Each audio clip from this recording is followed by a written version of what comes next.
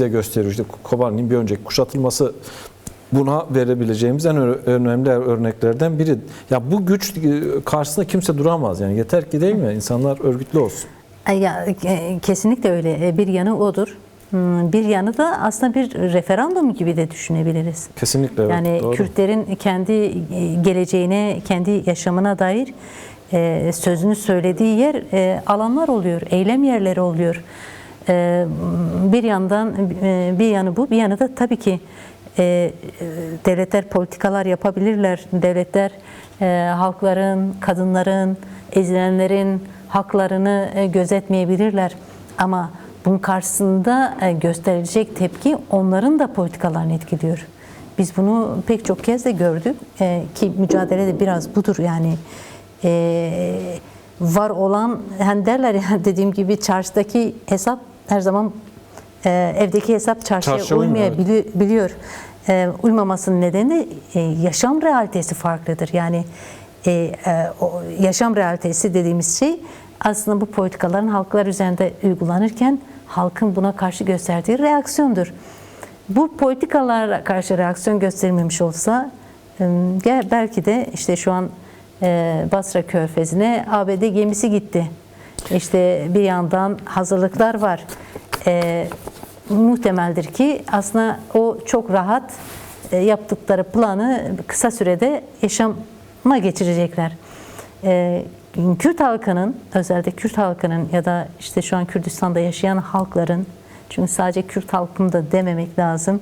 O coğrafyada Ermeniler de var, Süryaniler de var ve bu durumdan rahatsız olan pek çok insan var. İşte bugün Arap kadınlar silah kuşanmış Komşu'da. Evet, o çok önemli. Yani onların tepkisi aslında bu süreci tekrar gözden geçirmeye yol açan. Evet. Muhtemeldir ki bu ateşkes süreci denilen olgu da biraz bununla ilgilidir. Biraz daha gözden geçirmek, eğer yapabilirse biraz daha revize etmeyi deneyeceklerdir. Yani bunu görebiliyoruz. Peki, Haseki'den özgürlük savaşçısı genç kadınların görüntülerini ekrana getirdik. Buna benzer çok tabii görüntüler de geliyor. Bu çok anlamlı bir mesaj aslında dünyanın tamamına. Geri kalanına anlamlı bir mesaj. Rojava deyince kadın devrimi aklımıza geliyor. Kadınların verdiği mücadele aklımıza geliyor. Dünyada da bu bir referans oldu aslında. İşte kitaplar yazıldı, filmler çekildi, belgeseller yapıldı. Bir ilham kaynağı oldu. Yani sanat dünyasına, siyasete, toplumsal mücadeleye, kadın mücadelesine. Kadınlar üzerinden bir değerlendirme yaparsan, Rojava'da direnen kadınlar üzerinden neler söylersin? Aslında Rojava'da da iki tabloyu iç içe görebiliyoruz. Bir yandan direnişle gelişen, özgürlükle sembolleşen bir kadın devrimi var. Bir yandan işte daha önce DAEŞ'in, şu an belki DAEŞ'in ardılları olanlar tarafından geliştirilen, kadını tekrar işte karalara büründüren, tekrar evin içine kapatan, meta gibi pazarda alınıp satılan bir düzeye indiren bir realite var. Şimdi özgürlük öyle bir şey ki Erdal, yani bunu belki hepimiz kendimizden de biliriz. Bir kere tadına vardın mı yaşamın anlamı odur. Yani uğruna yaşayacağın şey odur. Değil mi? Şimdi Rakkalı kadınları öyle deyince aklıma geldi. Derazorlu kadınlar, Tapka'daki kadınlar, değil mi? Ne hissediyorlardır? Kabus geri döndü yani. Şimdi şöyle bir şey, örneğin bölgeden aldığımız haberler gerçekten o açıdan çok iç açıcı değil. Çok fazla yansımıyor olabilir ama örneğin Rakka'da, Tapka'da, Memiş'te kadın kurumları vardı. Jinoloji merkezleri vardı. Kadınlar kadının ilmini yapıyordu. Hatta örneğin Minbiş'te bir Türkmen kadının şu sözü çok belki kadın devriminin ne olduğunu da ortaya koyan önemli bir şeydi. Diyordu ki devrim öncesi biz hayal edemezdik ki bir erkekle, bir Arap erkeğiyle konuşabilelim. Ama devrimle birlikte şu an bırakalım konuşmayı, biz şu an erkeklere ders veriyoruz. Yani şeyi özetleyen bir, kadın devriminin ne olduğunu özetleyen bir cümleydi. Tabii ki şu an örneğin Tapka'da kadın jinoloji merkezinin yakıldığını duyuyoruz. Yine Halep'te kadın kütüphanesi vardı. Nagihan Akarsel'in anısına yapılan bir kütüphaneydi. Onun talan edildiğini, yakıldığını biliyoruz. Şu ifade ediliyor örneğin yerel kaynaklardan gelen bilgi. Diğer kurumlara HTŞ güçleri gidip içindeyken çalışmalarını yürütürken kadınların kurumlarını yakıyorlar. Bu bir mesajdır da aslında. Yani kadının elinin değdiği her şeyin haram olduğu anlayışı, bu anlamda kadının yarattığı kurumları yakmak aslında bir anlamda onun özgürlük istemini de yakmak, onun arayışını yakmak, onu ortadan kaldırmak, bunu ifade ediyor. Şu an belki çok şey de oldu, yani Twitter'da çok dolaştı örneğin Gezi, yani saç örgülerinin kadınlar tarafından aslında DAEŞ'in geliştirdiği bu, DAEŞ diyorum çünkü gerçekten aynı zihniyet, HTŞ'nin geliştirdiği bu zihniyete tepki olarak tüm kadınların saçını örmesi, birbirinin saçını örmesi, bunlar simgeseldir. Belki bir anlamda da en çok biz biraz simgelerin savaşını da gördük burada. Simge üzerinden verilen mesaj. Simgelerle aslında iradeyi kırmak, psikolojik olarak toplumu çökertmek. Yani bunu da iyi kullanıyorlar, yani onu da görmek lazım. Ama bunun karşısında geliştirilen tepkiler de aynı oranda cesaret verici ve meydan okuyan bir duruş var. Bu da önemli. O kadının saçının kesilmesi, onun basın üzerinden teşhir edilmesi aslında şu anlama geliyor. Kadınların bu alanda yarattığı devrimi biz böyle makas vurur gibi keseriz. Çünkü saç kesmek, onun Kürt tarihinde bir anlamı var. Yani biraz yok etmek istiyor, aşağılamak istiyor, hakaret cezalandırmadır. Etmek. Evet, yani o aynı zamanda o anlama geliyor. Çünkü o dokunulmazdır, o kutsaldır, yani böyle bir arka planı var onun. Dernek eş başkanları, federasyon eş başkanları, sanatçılar, gazetecileri dinleyince bambaşka bir tablonun aslında oluştuğunu da görüyoruz. Yani Avrupa veya protestocular Rojava'daki özgürlük mücadelesi yürütenlerin sesi oluyorlar.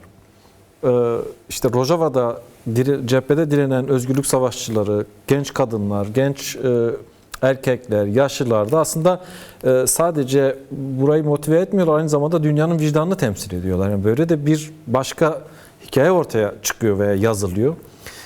Bunun üzerinden baktığımızda kaldığın yerden devam edelim. Yani orada kadın devrimi, kadın mücadelesi, Haseki'de şu saatlerde biz burada konuşuyoruz. İşte içerideyken insan üşüyor. Yani dışarıda o koşullarda, şartlarda özgürlük için bütün bunları yapmak çok anlamlı, çok değerli, çok kıymetli bir şeydir. Aslında şu var Erdal, yani örneğin şu an biliyoruz ki Kobani'de elektrik yok, internet yok. İşte ısınma şeyi var, yani komple bir abluka var. İnsanların dışarıya sesini ulaştırmasını engelleyen her tür tedbir alınmış, her tür uygulamayla karşı karşıyalar. Bu anlamda bu alanlarda yapılan eylemsellikler gerçekten çok değerli. Yani o ablukayı da aşan, o sesi dünya kamuoyuna taşıyan eylemselliklerdir. Bazıları da Rojava'yı gören, tanıyan, oranın duygusunu biraz hissederek aslında bu tür eylem ve etkinliklerde hem yer alıyor hem bunu yansıtıyor. Bu belki de Rojava devriminin en büyük özelliği mi diyelim, en farklı kılan yanı budur. Sadece kendi yereliyle sınırlı kalmayıp bunun